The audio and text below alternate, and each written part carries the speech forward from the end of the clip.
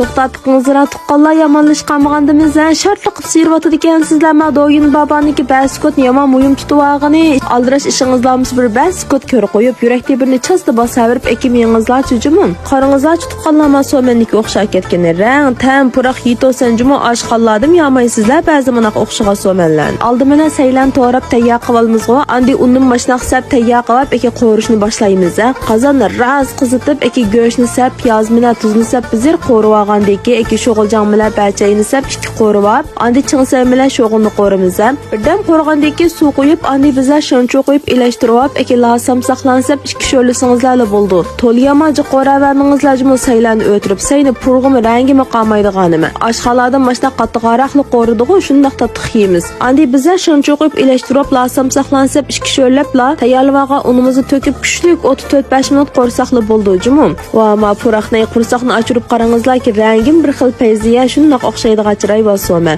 qozonda og'ichang bizlar vejing sab ikki ilashtirib o'tib eki elingizlar jumu unaqama yuraklarni bir qo'yingizlar o'moq tuqqanlarim am taqsimizga usib yesakli bo'ldi ha meni qani oshq kelingizlar tuqqanlar ma un alnoriniki yeshil organik sellalik uni bilisizlar-ku ko'p bo'lmay birdek pishidi ekan mana tuqqanlar qarangizlar rangini suzuk sarg'ara qildi ekan cho'piga saylan ta'min bisig'ib tig'indimi ta'mli ko'kitibda qanamiz tuqqanlarni tamoq qilishni bilolmaydi qolsingizlar so'q kunlarda issiq mashlaq manfaat